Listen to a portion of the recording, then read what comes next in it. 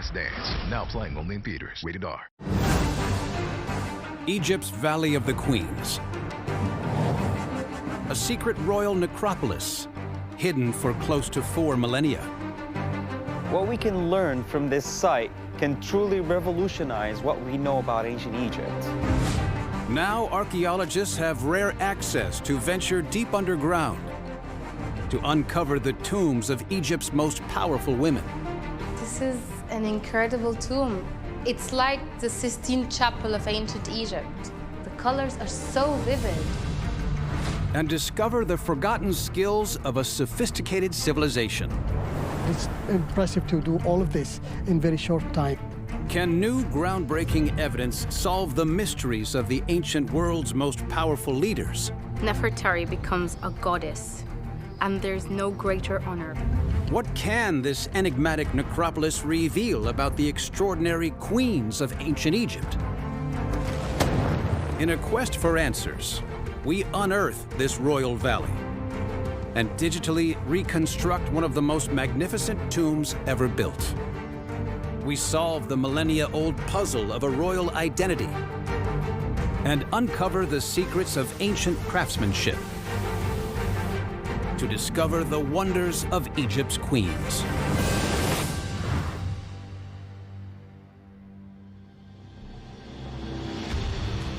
Luxor, Egypt. Home to the ancient Egyptians' great temples of Karnak and the Valley of the Kings. This is where archaeologists discovered Tutankhamun and his extraordinary riches 100 years ago. But just a mile west lies an even more enigmatic burial site, the Valley of the Queens. Now archaeologists are exploring this lesser-known necropolis and the powerful women buried here. The Valley of the Queens is much bigger than the Valley of the Kings. And there's so many queens buried here. There's so many burials. It's so massive in size. Cut into the limestone landscape are more than 90 tombs. Made of up to 7 chambers, these subterranean palaces reach deep into the mountainside. Some descend over 60 feet to keep the mummies and treasures locked inside them, safe for eternity. These are among the most lavish tombs of ancient Egypt, and each one holds precious clues to this mysterious civilization. Who is buried here, and why?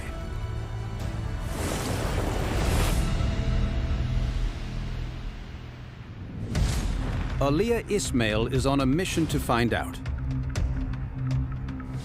She uses an old map created by past explorers to investigate the site. The map reveals the tombs of the most eminent individuals in the New Kingdom. This is the tomb of Mutui. We know that because her sarcophagus was found in there. She is the wife of Seti I and the mother of Ramses II.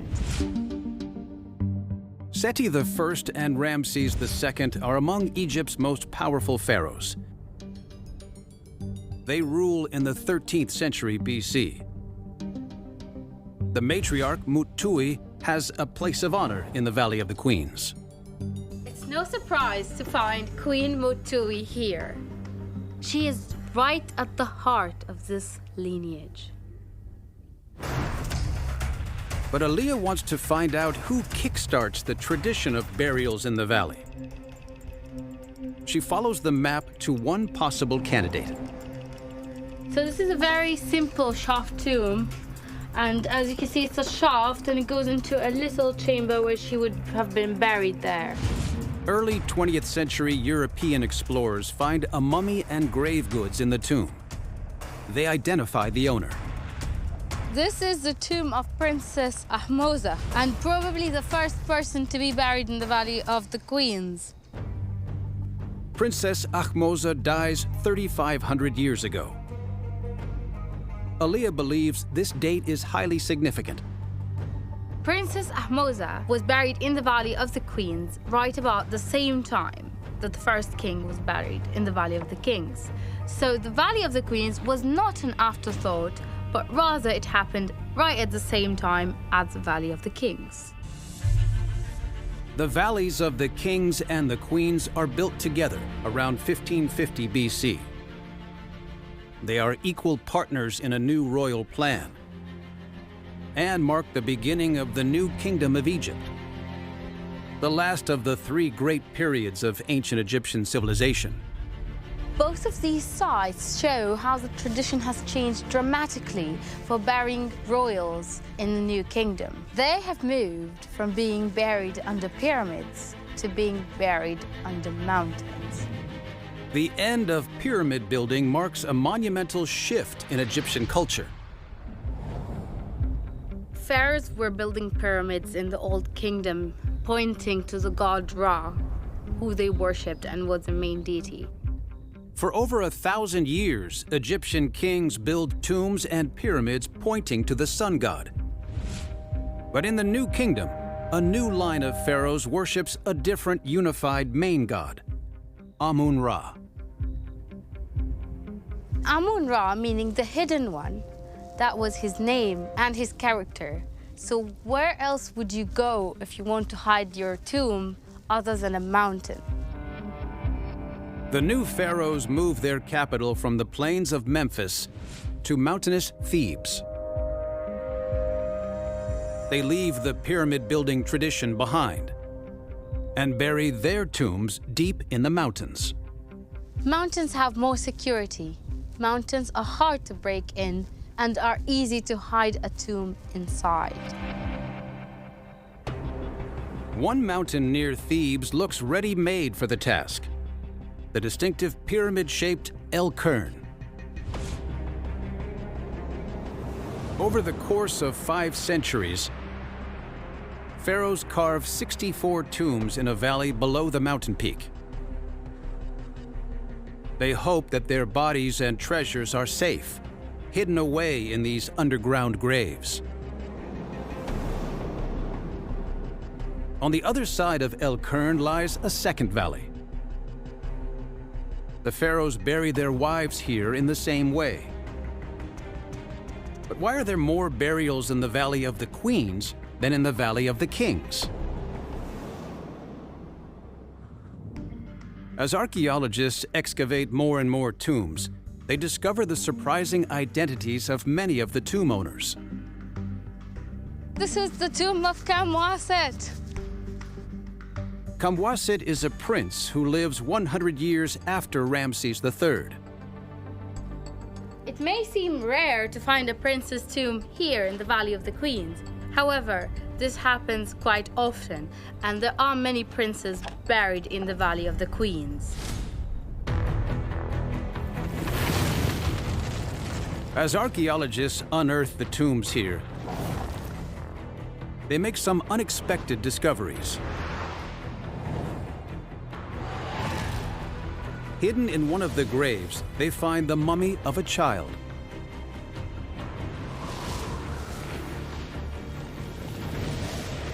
Nearby, they unearth the head of a grown man. And on the edge of the valley, they discover a buried fetus. Why are they all buried in a valley reserved for Egypt's queens?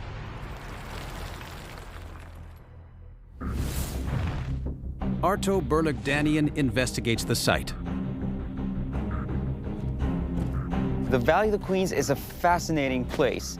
It's full of new discoveries just waiting to be made and of immense historical value. There are more than 90 burials in the Valley of the Queens. But despite its name, only 16 of the tombs belong to the wives of the pharaohs.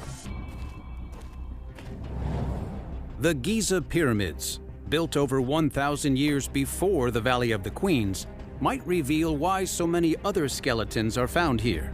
During the Old Kingdom, the pyramid itself was where the king was buried. But the queen and his sons and other officials were buried in smaller tombs right next to it. Although traditions shift from building pyramids to building tombs, some old practices remain. Other members of the royal household continue to be buried close to the kings. The Valley of the Queens is prime real estate. But the pharaohs have large families. Monogamy was the rule in ancient Egypt, but the same rules didn't apply to kings, who would have had several wives. And kings would have desired to have several sons, because that's how the royal bloodline was carried on. Ramses II is the most powerful king in the New Kingdom. He has at least 8 queens, who bear over 80 children. Only a handful of them are found in the Valley of the Queens. Not all of a king's relatives are guaranteed a burial close to the pharaoh. Can clues inside the tombs reveal what it takes to earn a place in the Valley of the Queens? And what happens to the royals who are denied this privilege?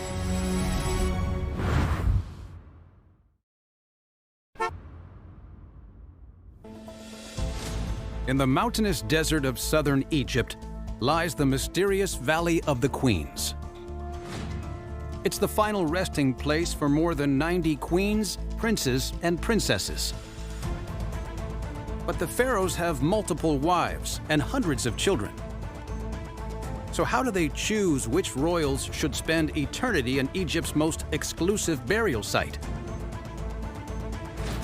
Clues may hide 60 feet beneath the valley.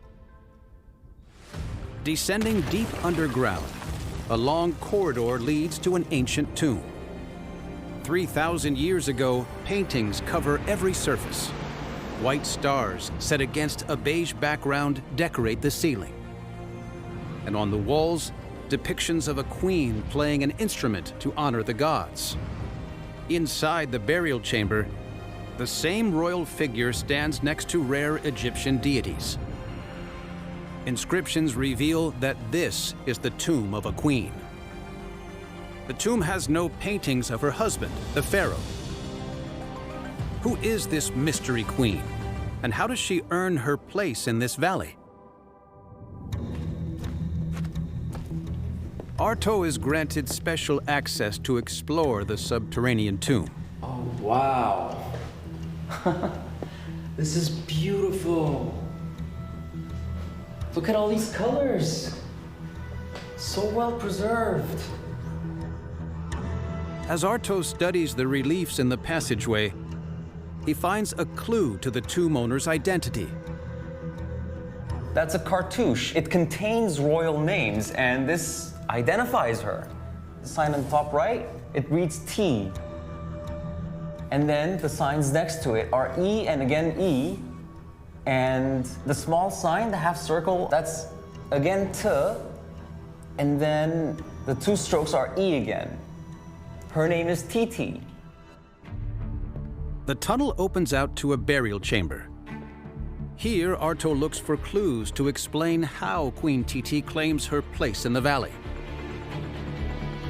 The tomb owner wanted not just to have his or her name in the tomb, but also their titles, their functions in life that really identify who they were. It says, Hemet Nisu Weret Titi, which reads, the great royal wife, Titi. She was a high-ranking queen. She was a great royal wife. Queens in ancient Egypt are part of a strict hierarchy.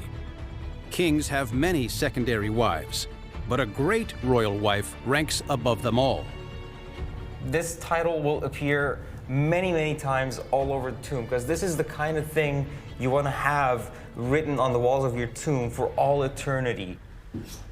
Another dedication reveals even more about the power Titi holds. Right here, it tells us that she was a Hemet Necher, a god's wife. It's an abbreviated version of the title, God's Wife of Amun. Amun is one of the chief deities of the New Kingdom. The title of God's Wife of Amun is a rare honor. It's the highest title for a priestess in the priesthood of Amun. She would have rivaled even some of the highest ranking priests. She was very important. the title cements Titi's authority among the queens. Politics and religion were so intertwined during this period that this meant that she also wielded a lot of political power too.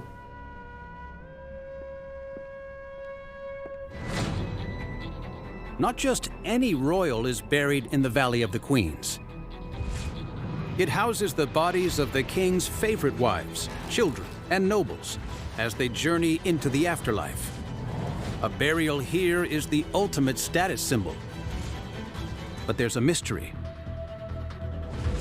Inside Titi's tomb, no other royal names are mentioned. Who is her husband? And can new evidence of a shocking ancient scandal reveal why some queens are denied the honor of a burial in the valley?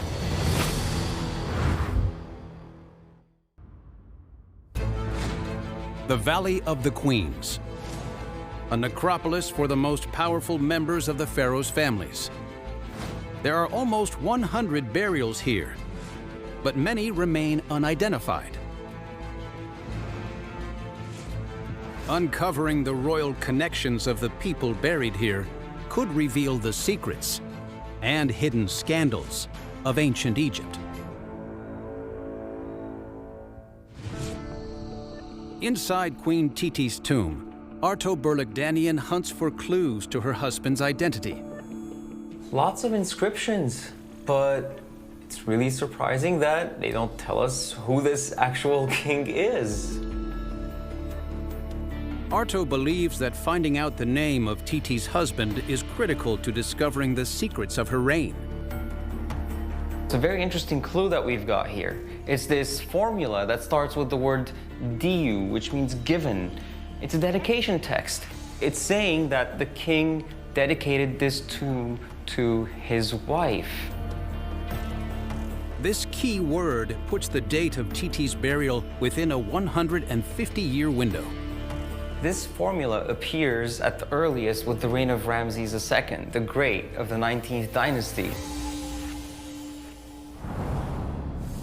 The location of Titi's tomb is also a clue to the identity of her royal husband.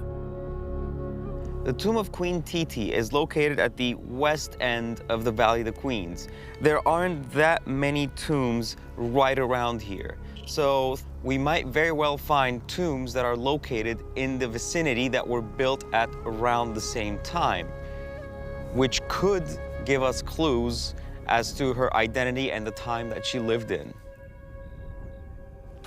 Arto searches a neighboring tomb to identify Titi's husband and discover more about the plots and intrigue that make up Egyptian palace life. Access to it is strictly controlled, but Arto is granted rare permission to search its underground rooms. A lot of damage, but despite that, you can clearly tell this was very high quality carving. Inside, he finds a painting of the owner. We've got this figure. He's got this braid of hair on the side of his head, the side lock of youth. It's something that's reserved for princes and princesses. And we know it's a he based on his name. So who we have here is Para-Herwenemef, Prince of Egypt. Arto ventures further into the tomb to hunt for evidence that could link Prince Para-Herwenemef to Titi. Interesting. We've got Hememet, the vulture, Taweret, the hippopotamus goddess, and we have this other deity who's holding knives and facing forward, as if looking out onto us in the three-dimensional world from his two-dimensional surface. Arto recognizes these characters from Titi's tomb. It's really rare for a tomb to have this many points of similarity with the tomb of Titi.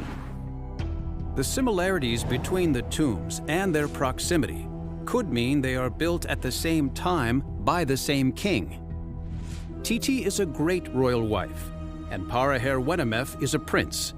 Are they related? Unlike Titi's tomb, Paraherwenemefs reveals clues about who his relatives could be. Here's Prince Paraherwenemef. But in front of him, here, is somebody else, depicted in much larger stature, indicating that it's a much more important figure. A cartouche next to the relief reveals the name of the figure.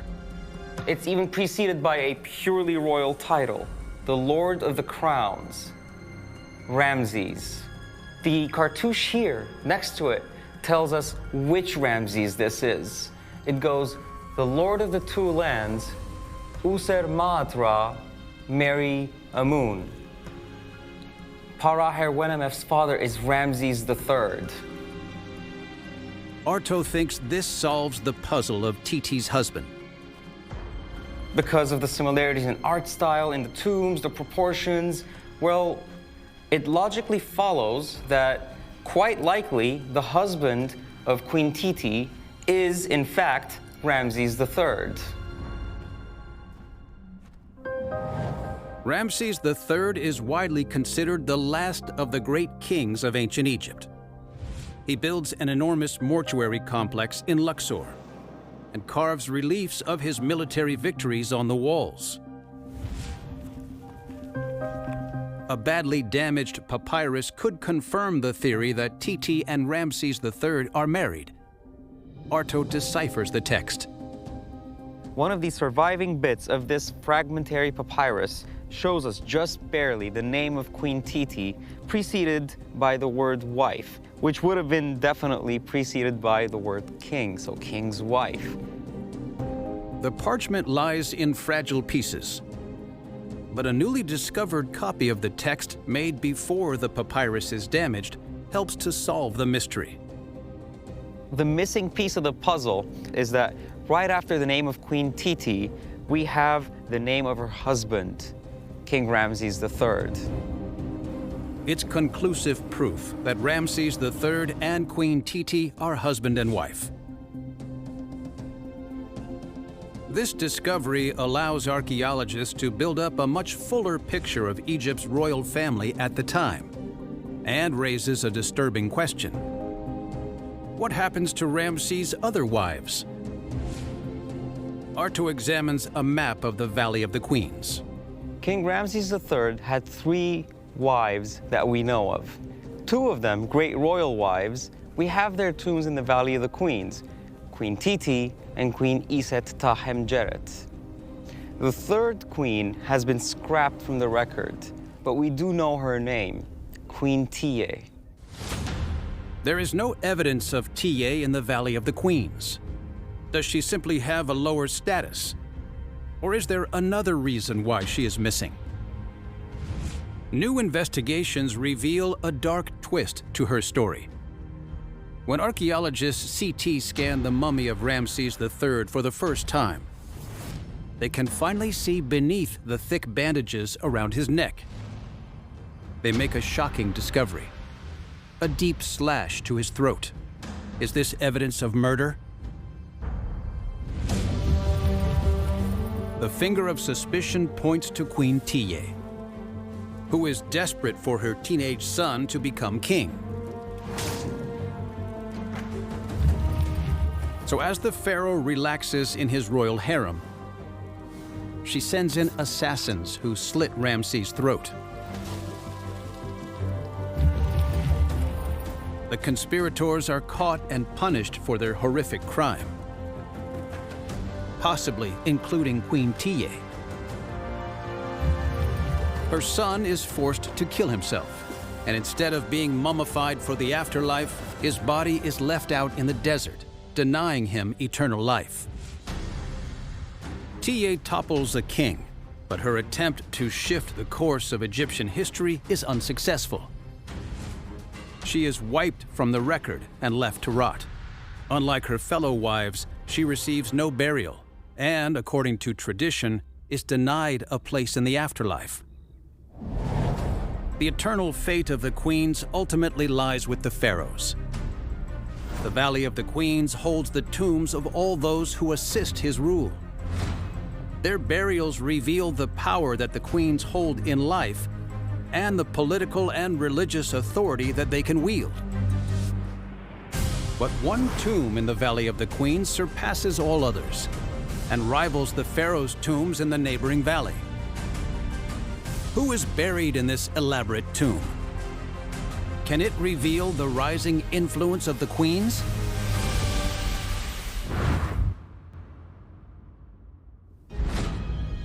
The Valley of the Queens marks a new era in ancient Egypt. Some royal women are given a special place in this prestigious burial ground. But how much power and authority do they have? Carved into the desert over 3,000 years ago, a steep staircase leads down to the most spectacular tomb in the valley. A maze of rooms decorated with 5,000 square feet of vibrant reliefs. A star-filled night sky adorns the ceiling, so the queen's soul is free to fly. There are images of a young woman traveling through the afterlife, her skin painted a bright gold. This lavish tomb must belong to an extraordinarily powerful queen. Who is she? Visits to this fragile tomb are strictly regulated. But Aliyah Ismail has been granted exclusive access to inspect its treasures. This is an incredible tomb. It's like the Sistine Chapel of ancient Egypt. So amazing. The colors are so vivid.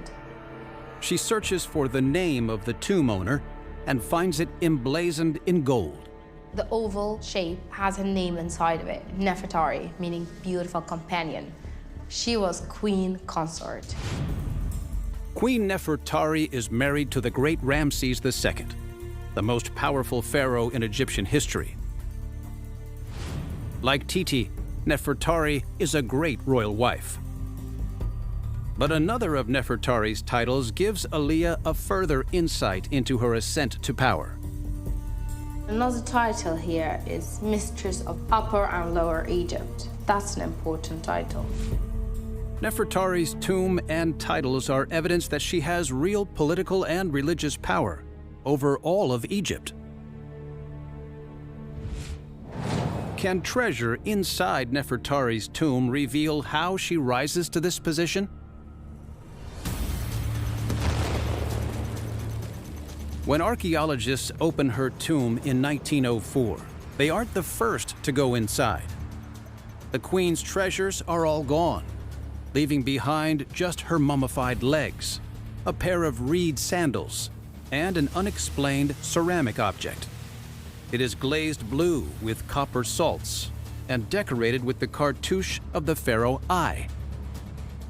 Could it be a family heirloom? Some experts believe Nefertari may be descended from this earlier king. Is Nefertari born into power?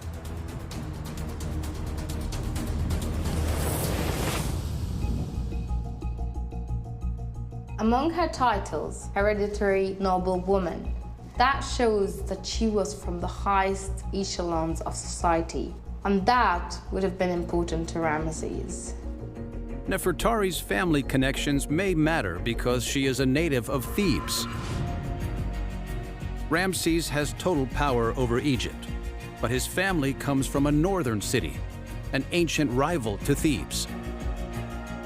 Marrying into Theban nobility can unite the city's powerful priests behind him. When Ramses is crowned king, Nefertari becomes his most important wife. Aliyah wants to find out if the tomb holds any clues to what her role entails. She finds important evidence in a room leading off the burial chamber. Nefertari faces the god Thoth, the god of knowledge, and she's facing him with a scribal palette. This is evidence that she can read and write, and that she's very proud of her education. Next to the relief is more evidence of Nefertari's unique position. So here we have Nefertari wearing an earring that does not look very Egyptian. The earring appears to be Greek, It's a fashion not normally seen in ancient Egypt. It may be a gift, reflecting Nefertari's diplomatic contacts with foreign dignitaries. It is evident that Nefertari achieves a whole new level of queenship.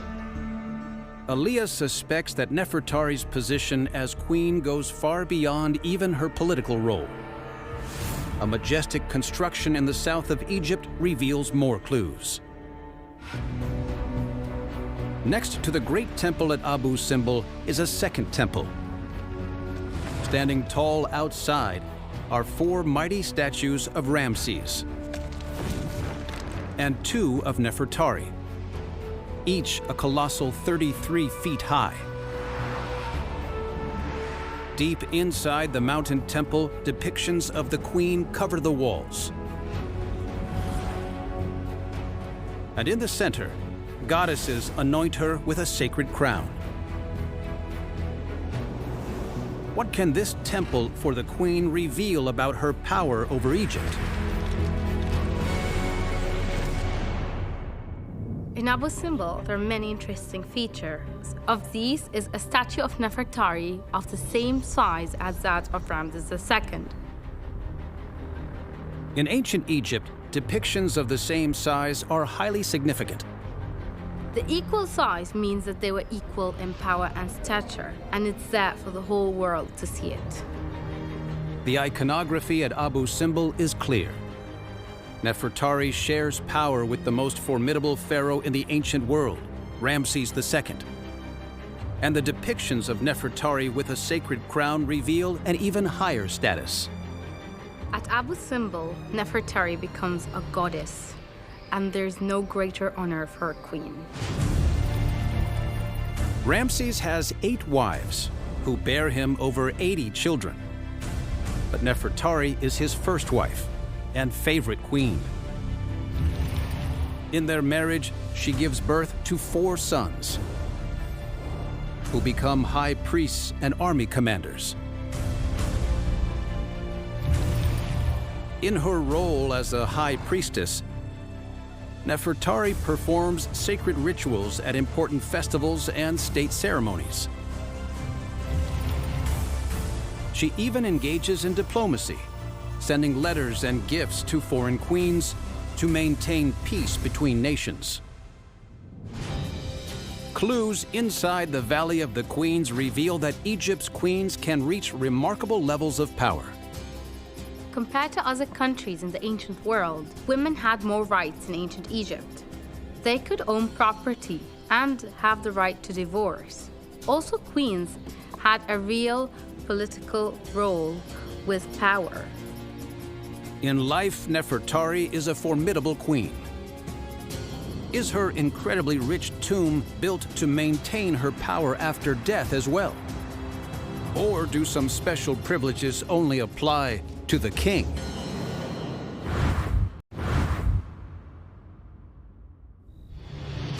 The famous queens of ancient Egypt are buried in majestic tombs inside the Valley of the Queens.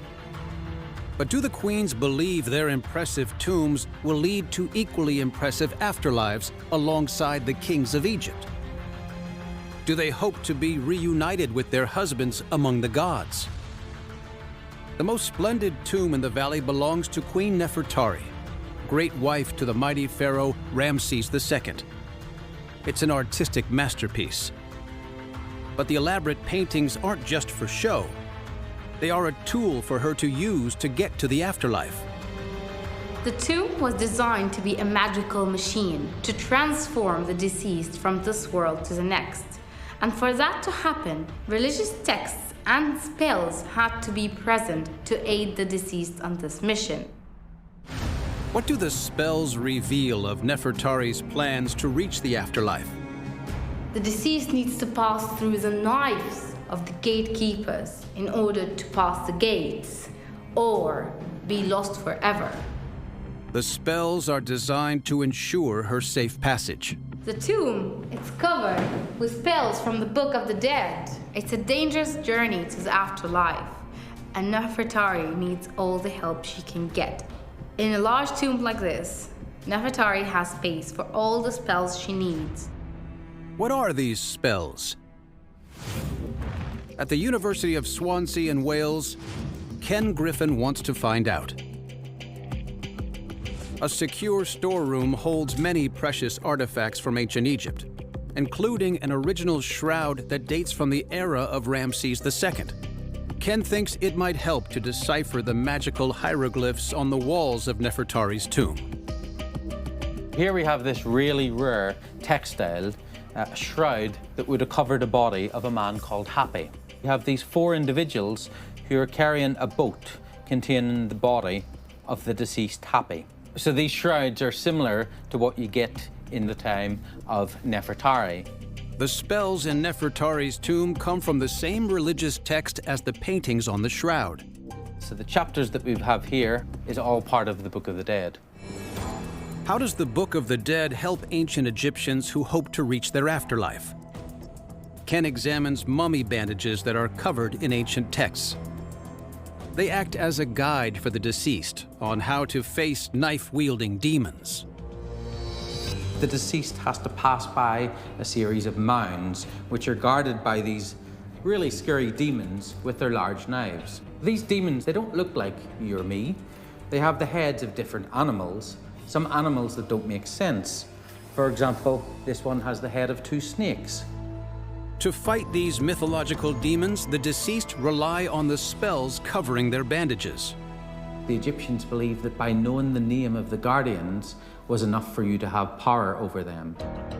The ancient Egyptians believe those who make it through the trials and tribulations of the journey will live for eternity in a paradise called the Field of Reeds. Nefertari's vast tomb is spacious enough to accommodate hundreds of spells, giving her protection in the treacherous journey to the afterlife. Her tomb is covered with nearly 5,000 square feet of paintings and spells, an area equivalent to over 1,000 Mona Lisas. But how does her tomb and her magical spells compare to those in the Valley of the Kings? There, the grandest and most lavishly decorated tomb is for Nefertari's father-in-law, Seti I. Ancient Egyptian engineers carve a colossal maze of 17 rooms for Seti. Each room is intricately decorated with raised relief paintings like those in Nefertari's tomb. Its many chambers are decorated with sacred texts. But the Book of the Dead is nowhere to be seen. What are these texts? Why are they different from those of the queens? And how can the king reach his afterlife without the Book of the Dead?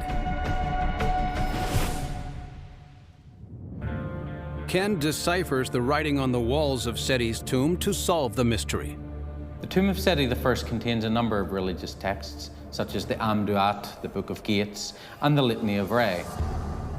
He analyzes what these texts say.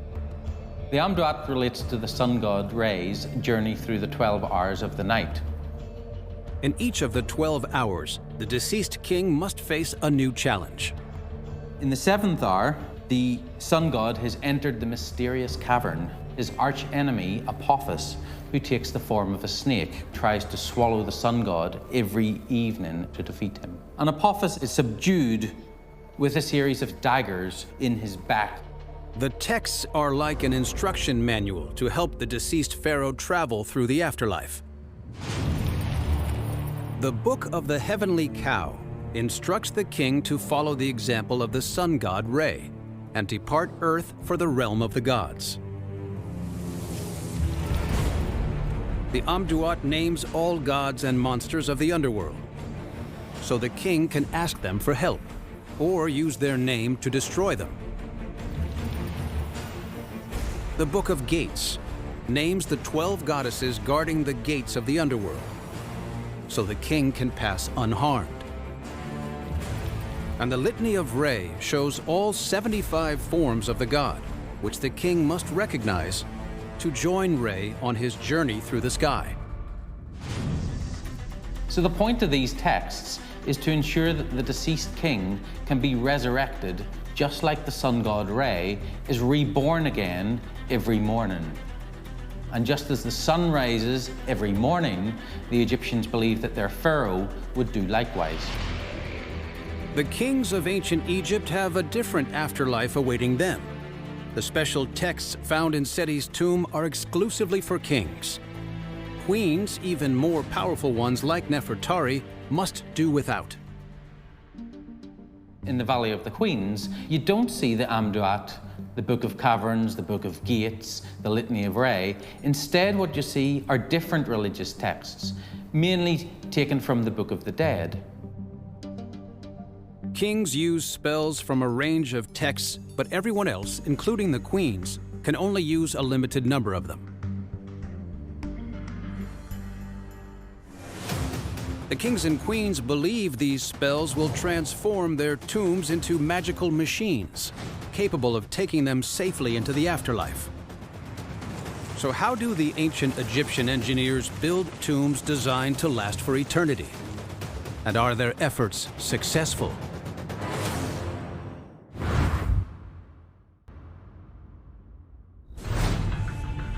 The Valley of the Queens. A magnificent necropolis cut into the rocky landscape of southern Egypt. It's filled with the tombs of the most illustrious queens of the New Kingdom. Close to the ancient capital of Thebes, it lies just a stone's throw from the Valley of the Kings. But building a royal tomb in the Valley of the Queens poses an engineering challenge. The builders cram over 90 tombs into the rocky mountainside. To build these royal tombs, workers must tunnel deep into the earth. First, they carve sloping corridors that cut through layers of highly fractured rock. At the end of the tunnels, they hollow out chambers as large as 2 tennis courts. They construct sturdy pillars to support these vast rooms. Next, they patch up any holes in the cracked rock and smooth the walls of the tombs. Finally, skilled artists decorate them with scenes depicting the queens and gods. Adel Kalani investigates the secrets of ancient Egypt's royal tomb builders. For people working in the Valley of the Kings and Valley of the Queens, it's kind of prestiging work. They're working for the king. In fact, they're working for the gods. So it's really very important. Adel explores the Valley of the Queens. He wants to know how the workers decide where to start building. He finds a clue at the entrance to one of the tombs in the south of the valley. What we can see here, it's different type of geological layers. Layers of limestone, marl, and a local rock called Esna Shale make up the valley. First, Adel examines the Esna Shale. You just put your fingers in and it's completely collapsing like that. So it's easy to work, but it's not really good for the tomb. The shale is easy to excavate but unstable. Adel compares this to the limestone layer. You can see it's very strong and hard, not like the Esna Shale layers. And also it's good to work with in the tombs because in this limestone you can put your inscription on and you can decorate it and you can make your tombs stable. Adel believes the ancient builders are aware of these vastly different layers and plan their tomb construction accordingly. To avoid this shell Esna formation, they go digging deeper, following the geological structure to reach the limestone layers, which is much better for this tomb. The ancient workers have sophisticated knowledge of the rock types here. They choose to build into the limestone to ensure the tombs are stable and last for eternity. But the Valley of the Queens presents a unique obstacle. Adel examines the mountains that tower above the valley. What we can see from the landscape here, a massive movement happened for all of this area. You can see the orientation and direction of the geological stratigraphy, almost vertical, but just a few meters away, you will find it just almost horizontal. The changes in orientation pose a huge challenge for the ancient builders. The rock in the Valley of the Kings runs in horizontal layers. This allows builders to cut the tombs into a single layer.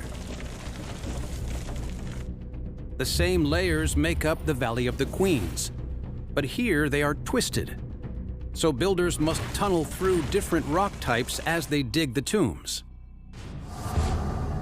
Despite these challenges, the ancient Egyptians still managed to build tombs that rival the splendor of those in the Valley of the Kings.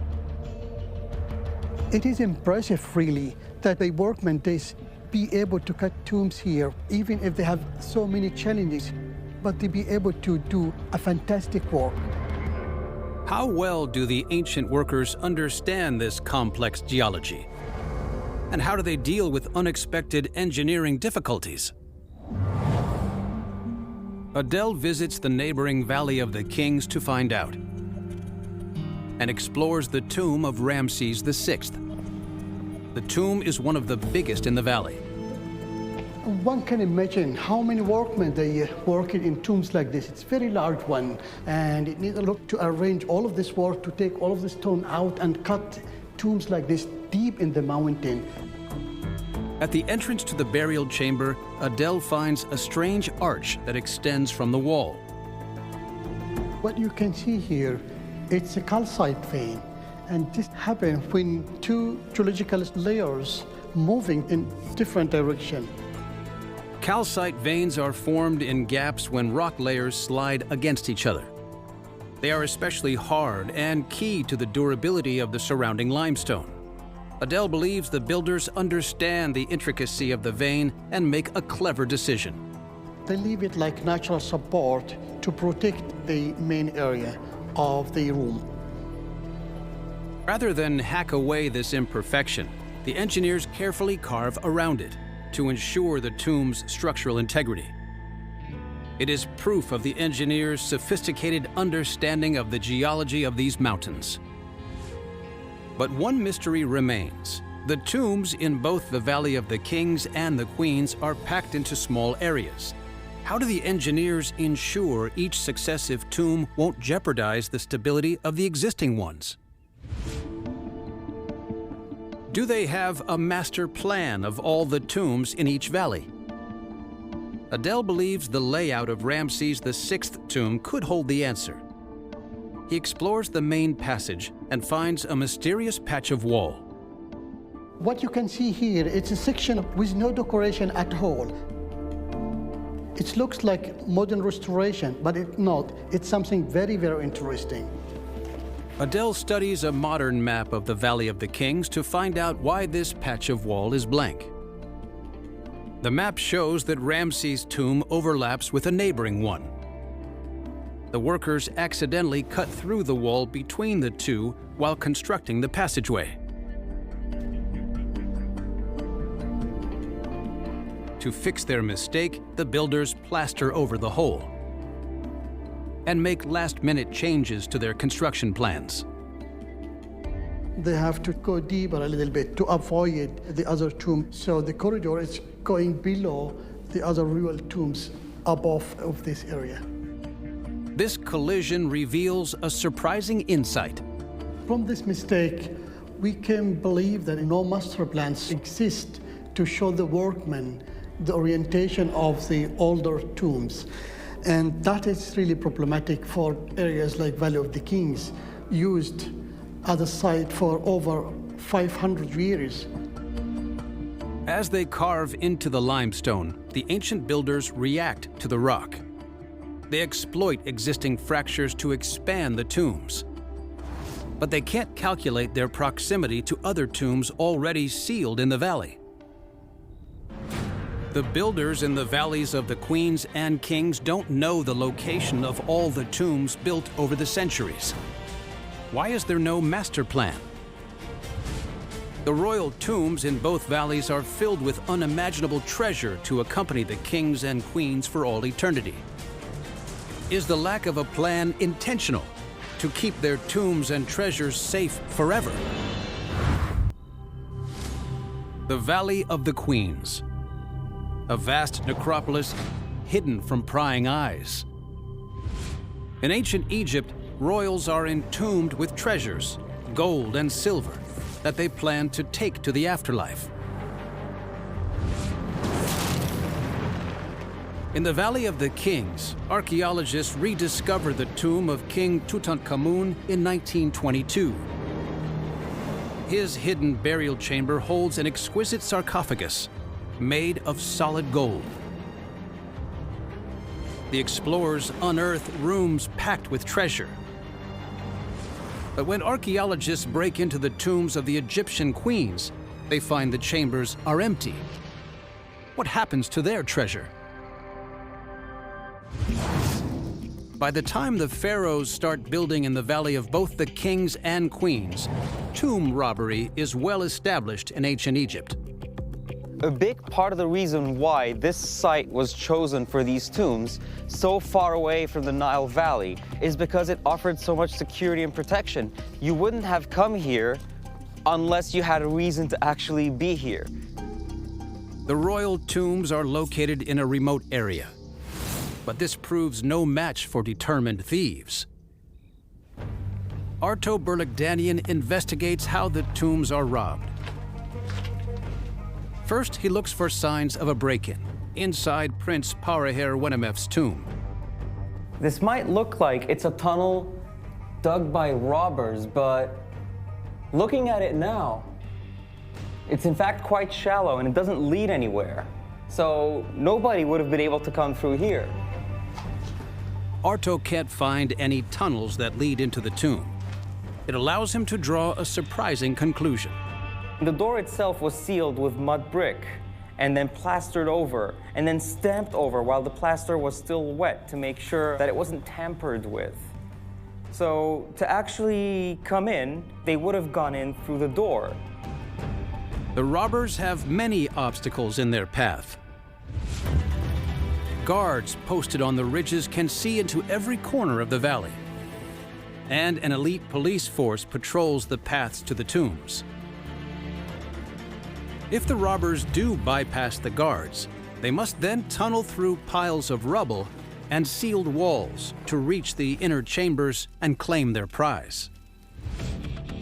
Arto thinks that to find the burials successfully, it's crucial that the tomb robbers have the right people on their side. We are in a very inhospitable area. So to actually know where to come exactly, not just to locate the Valley of the Queens, but the individual tomb itself, you would have needed access to information. This cuts the list of potential culprits down to just a handful of people who know the secret location of the tombs.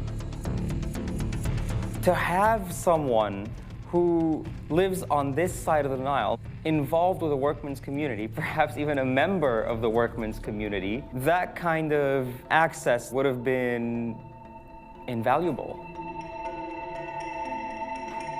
Construction workers, foremen, and high-ranking officials all have knowledge of and access to the site. They can be bribed to hand over information or turn a blind eye, or even lead the heist themselves. Remarkably, an ancient papyrus reveals the trade secrets of a tomb robber. Arto studies the text. I'm looking at this ancient Egyptian papyrus that contains the confessions of a person who's actually robbed royal tombs. How amazing is it that we actually have a papyrus with the tomb robber speaking in the first person? The robber is a stonemason named Amenhotep. His confession dates to the reign of Ramses IX. Amenhotep describes how his gang robs the tomb of King Sobekemsaf II. They broke through into his tomb using their copper tools. These are the very same tools they actually would have used in order to excavate the tombs themselves. The document reveals that the gang manages to steal an enormous 32 pounds of gold. But robbers pay a heavy price if they are caught. To extract a confession, suspected robbers are tortured by whipping the soles of their feet with a rod. The punishment for tomb robbery is death, using brutal methods like impalement or burning the culprits alive. What makes the robbers risk such hideous punishments? Tomb robbers are living through an era of turmoil in the ancient world. The tomb robberies are happening during what's generally called the Bronze Age collapse. And it all started much earlier during the reign of Ramses III. The international political landscape was in shambles. On the walls of Prince Paraherwenemef's tomb, there are numerous depictions of his father, King Ramses III. Arto believes these could be an attempt to assert Ramses' authority. During Ramses' reign in the 12th century BC, invading tribes launch an attack on Egypt. To defend his kingdom, Ramses III bolsters his armies by conscripting thousands of commoners from across Egypt. With this army, he defeats the invaders, but victory comes at a price. His forces take heavy casualties, leaving too few men to work the fields. This leaves Ramses with no grain to pay tomb builders.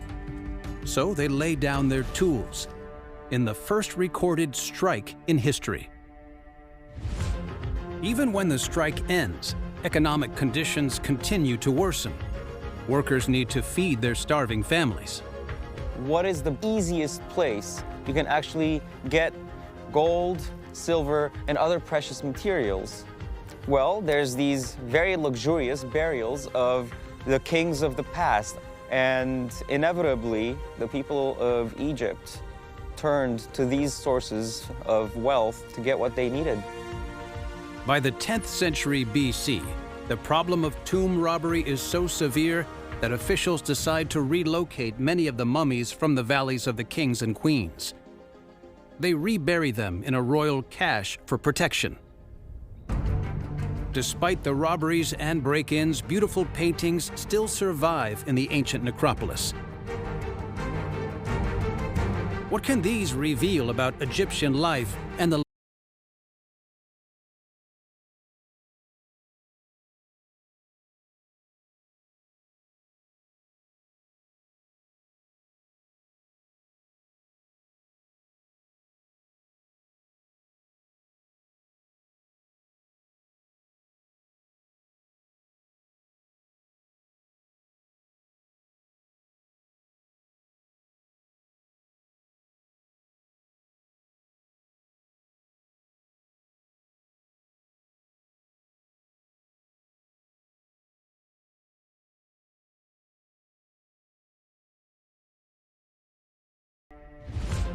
Even when the strike ends, economic conditions continue to worsen. Workers need to feed their starving families. What is the easiest place you can actually get gold, silver, and other precious materials? Well, there's these very luxurious burials of the kings of the past, and inevitably, the people of Egypt turned to these sources of wealth to get what they needed. By the 10th century BC, the problem of tomb robbery is so severe that officials decide to relocate many of the mummies from the valleys of the kings and queens. They rebury them in a royal cache for protection. Despite the robberies and break-ins, beautiful paintings still survive in the ancient necropolis. What can these reveal about Egyptian life and the legacy of Egypt's queens?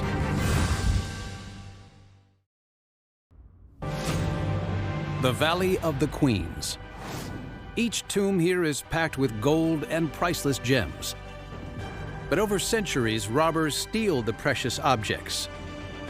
Today, just one treasure remains: the exquisite imagery that covers the walls of the royal tombs. These paintings are not meant for public eyes. They are spells designed to help the kings and queens of Egypt gain entry to the afterlife.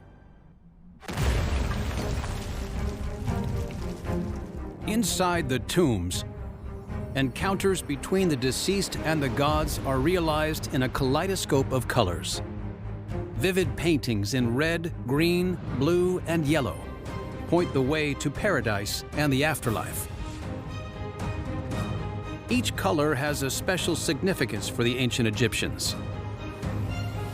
What is the hidden meaning of the bright pigments which cover the walls of the queen's tombs? Adel Kalani returns to the tomb of Ramses VI to investigate the paints that the ancient Egyptians use. One of the most remarkable things in the tombs here is the colors. It looks like it's done just yesterday, and just the artist left his brush and leaves the area. The color is still in very, very good condition, and this is amazing. Ancient artists search their surroundings for materials that can be turned into paints and pigments. What is remarkable is that from the Egyptian desert you can collect this type of colors. The ancient Egyptians make reds, browns, and yellows from rocks and clay. But they prize one color rarely found in nature above all others. How do the ancient Egyptians make the color blue? Zahed Tajuddin at University College London wants to find out. The color blue in nature, it's very rare. In ancient time, it comes from certain mountain in Afghanistan.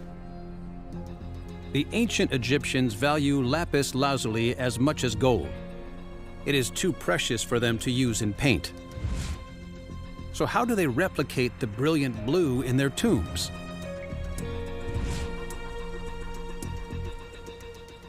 Zahed hunts for clues on a stele written by a sculptor in 2050 BC. He claimed, "I am a good maker of a pigment." He goes on to say, "There is none revealing it to anyone except me alone, with my first bodily son." The method of making Egyptian blue is a closely guarded secret. But Zahed believes the sculptor leaves a clue to his technique. So here we have probably a reference to a process that involves water and fire. Zahed thinks that the precious pigment must be made using fire in a kiln. He experiments with materials and identifies the main ingredient that the Egyptians use: sand. White, pure sand is the best. That means there is no impurity. It's almost 90% silicon dioxide, and that is what you need. Sand melts at a very high temperature. To lower its melting point, the Egyptians use ash from burnt plants. Zahed uses a modern chemical equivalent. The Egyptians also add limestone, which is easy to find around the Valley of the Queens. Finally, the ancient artists use copper ore from Sinai. It is also used to make tools in the New Kingdom. Zahed mixes in a powdered form. He adds water to the mix of minerals and shapes the clay-like paste into balls. Then he adds the magic ingredient: fire. To put his recipe to the test, Zahed heats the kiln to 1700 degrees Fahrenheit and bakes the mixture for 10 hours. Egyptians, they were really expert with fire.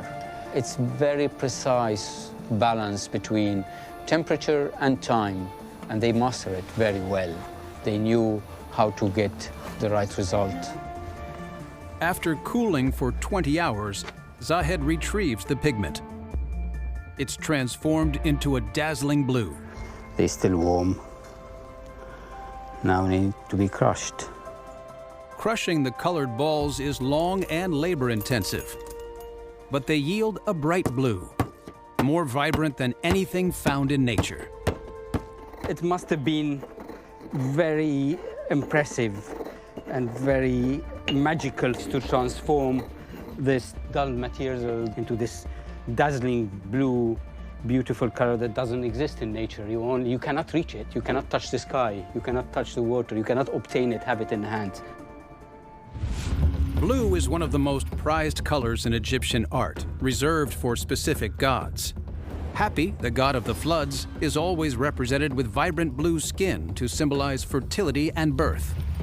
And Egyptian women carry precious blue amulets and figurines of the god Bes to protect them during pregnancy and childbirth. It is there. We have it. And we can make objects, we can make paint. Zahed adds a natural glue to his blue powder, and it transforms into a paint.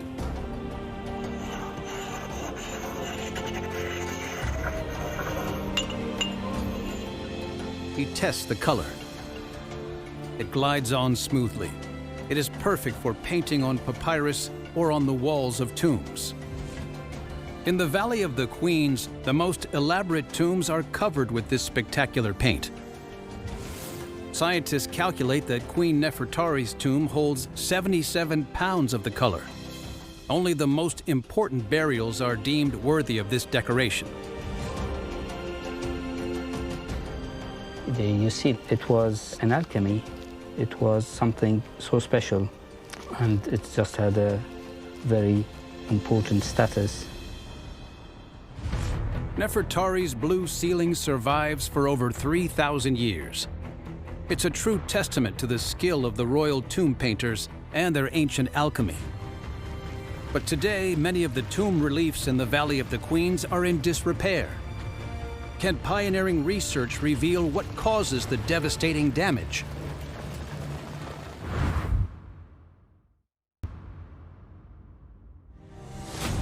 The Valley of the Queens, crowded with over 90 tombs. Each one is painstakingly adorned with vibrant paintings.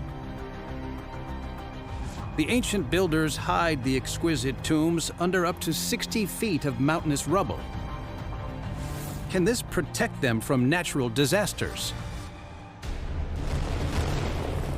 The queens want their tombs to last for eternity, buried deep inside the rocks, while their souls live on in the afterlife.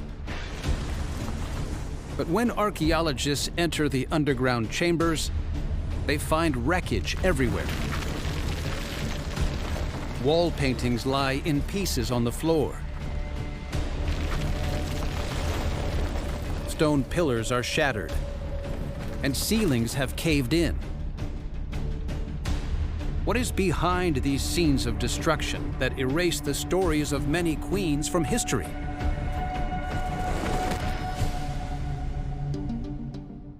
Inside the tomb of Queen Nefertari, Aliyah Ismail examines the walls for clues. You can see here that the paint is coming off, and so is the plaster. You can see here that this is the bedrock of the mountain. The plaster has completely come off. But Aliyah believes this destruction is not caused by people. This crack over here is definitely water damage, and it's blackened around the edges. Aliyah suspects water gets in through the bedrock itself. She heads outside to investigate. Here you can see the quality of the stone that the Valley of the Queens is carved in. The water can get in easily and damage it. Aliyah spots another defect. The other problem with this stone is it is so cracked and slopey. It is so hard to use the ancient tools to get a clean cut here. Is the rock in the valley the cause of the damaged tombs? At the American University in Cairo, Khaled Nassar investigates the process of carving limestone in the Valley of the Queens. Building material is obviously very important to what you're trying to do. It's very hard to work with limestone because structurally it's a very brittle material. I can break it with my own hand. And that creates a lot of problems when you're trying to use it for structural purposes. Khaled's team uses the same bronze tools as the ancient craftsmen to chisel the stone. In order to carve and paint precision artwork, Khaled needs a perfectly smooth surface. It's coming out in chunks, and it's creating a surface that is curved sometimes, slanted in other times. It's very uneven. It's not as smooth as we want it. It's not as flat as we want it to be, so we can paint on it. Limestone is notoriously difficult to carve accurately, and weaknesses can compromise the structure of the tomb. But rather than finding another site to build the tombs, Khalid believes the workers try a quick fix. They add thick layers of plaster to create flush walls. This process is much quicker to achieving a smooth surface than the chisel, and finally getting a surface that we can paint on. The smooth surface is perfect for painting spells for the afterlife, but can it last for eternity? This plaster has been setting for a week. As you can see, it's pretty sturdy. It's adhered pretty well. It's hardened pretty well. And it's created the smooth surface that's perfect for painting. But there's a huge problem. The Valley of the Queens sits under a mountain. Rare desert rains run quickly off the slopes, resulting in flash floods. Water can trickle through the porous limestone rock into the burial chambers, or even surge through the entrance in a cascade. Khalid modifies the block to test how well the plaster mix copes with water. He cuts channels into the top surface to simulate water seeping through the bedrock. When it reaches the plaster, Khalid can immediately see the impact. Plaster that is used is made of natural material that absorbs a lot of water and absorbs a lot of water quickly. But it's also made this material so brittle that it comes off in my hand very easily. As more water seeps through the rock, the damage gets even worse. You can see that there's a crack forming already because of the water that soaks through to the surface of the plaster.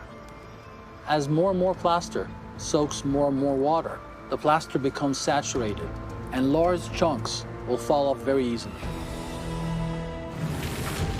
Over the centuries, the plaster disintegrates, causing devastation in the tombs of the queens. This is quite a large piece of plaster that has fallen off after it got saturated with water. And it's quite possible that parts of the limestone actually fell off with it. And this can spell disaster for the tomb, for the entire valley, because it can compromise the structural integrity. The undoing of the Valley of the Queens is the brittle and porous valley rock itself. But one queen manages to escape the watery fate of the royal wives. She is not buried in the Valley of the Queens. Why is the tomb of one of ancient Egypt's most notorious queens missing from the valley? Is she the victim of a royal cover-up?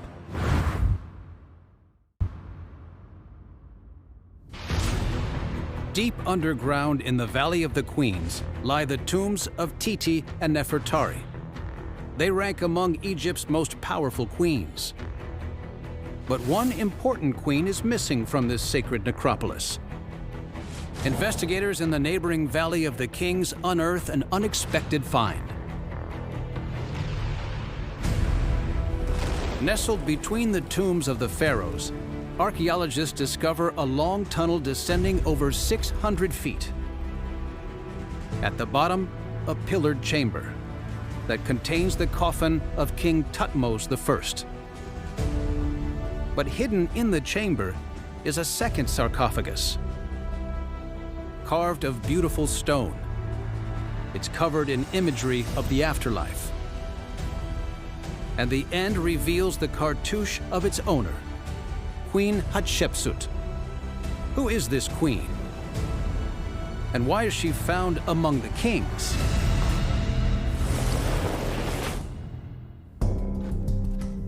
Aliyah thinks one of Egypt's most iconic buildings may hold clues. Between the Valley of the Queens and the Valley of the Kings lies the mortuary temple of Hatshepsut. This is a temple where priests and worshippers bring offerings and pray for the cult of the deceased. But this mortuary temple is unique. Pharaohs have mortuary temples. Queens don't have mortuary temples. Aliyah searches the temple for clues to why Queen Hatshepsut is honored in this way. here we have a woman, and this woman is Hatshepsut's mother. You can see here the legs are intertwining. The faint red drawing shows Hatshepsut's mother locked in an embrace, but not with a man. Who she's mating with does not really appear, but the curly beard, you know, it's a god.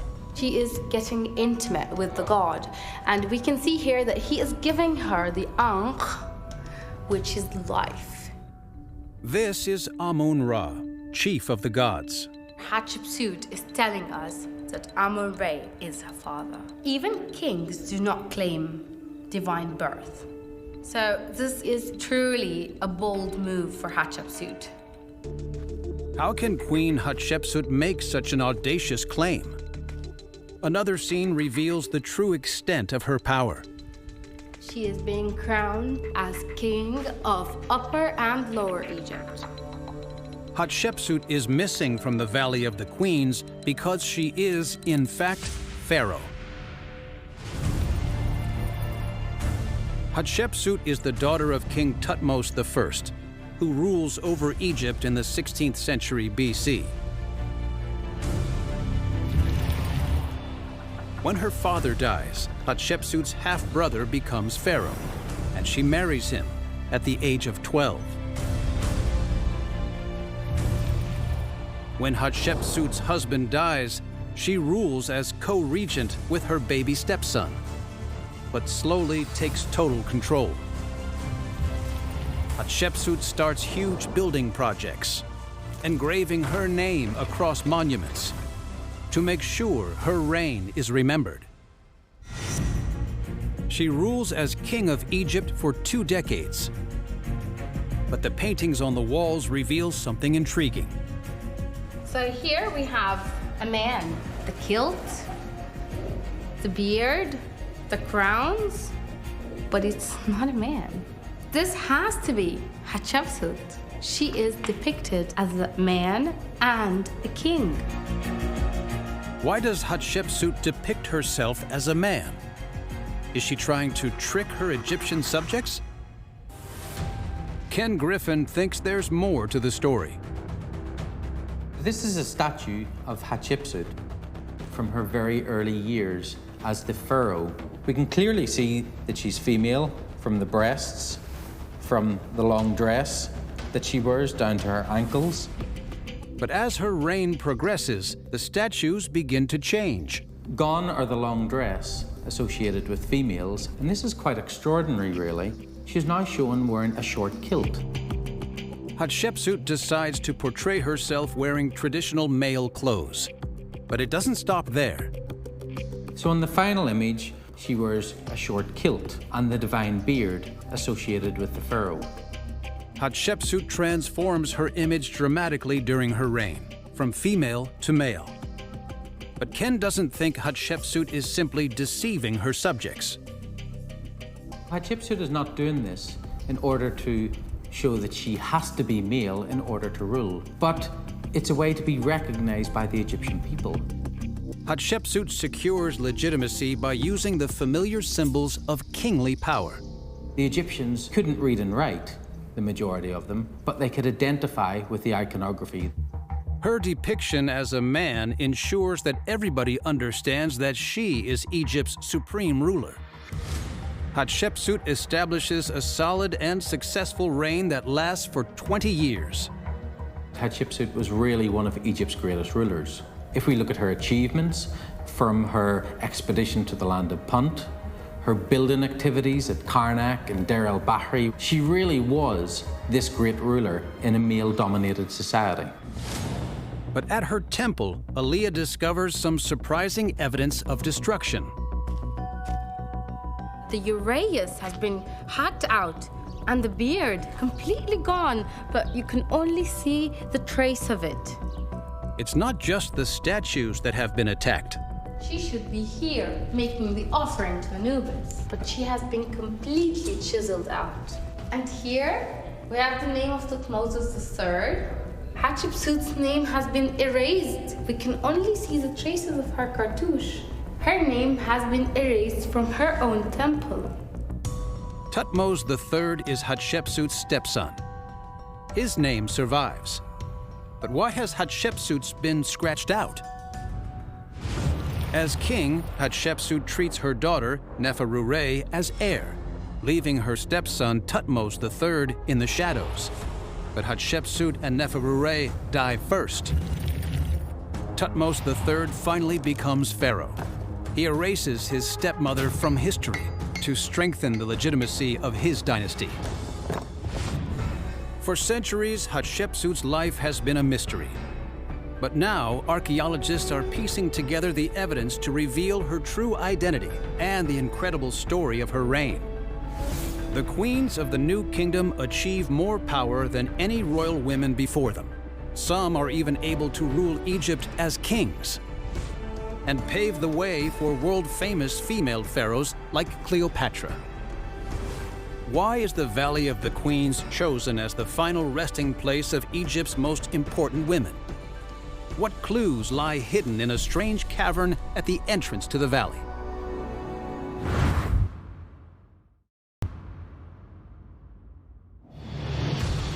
Hidden beneath the desert of southern Egypt lie the magnificent tombs of the Valley of the Queens. The bedrock here is porous and difficult to carve. Why do the Egyptian builders choose this location? Aliyah investigates the densely packed site. She discovers an intriguing rock formation overlooking the head of the valley. There's a niche in the mountain. Just below it, she finds a curious feature. This looks like a wall, but this is a dam. We have a line here where the wall of the dam would have been. You can see from the thickness of the wall that it would have been very massive. After rare desert storms, water from the mountain forms a cascade that over time carves out a hollow space. Venturing inside the cavern, Aliyah finds prehistoric drawings predating the Valley of the Queens. The most prominent of this graffiti is a representation of the goddess Hathor in her cow form. Hathor is the goddess of women, fertility, and love. In her human form, she wears her hallmark cow-horned crown. She is a sky deity, and every night, the sun god enters Hathor's mouth to sleep and comes back out at dawn.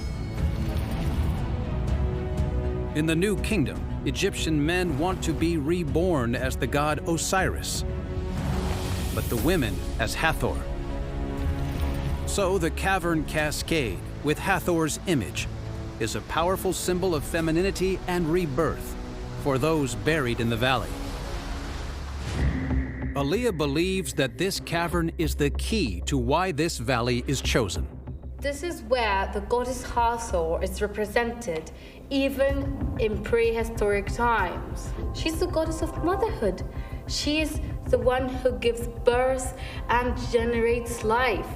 And that's why the Valley of the Queen was chosen to be here. The pharaohs of Egypt abandoned pyramids for the security of the mountains. For the queens, they build a site blessed by a goddess herself. The women are no longer just an afterthought of their husbands.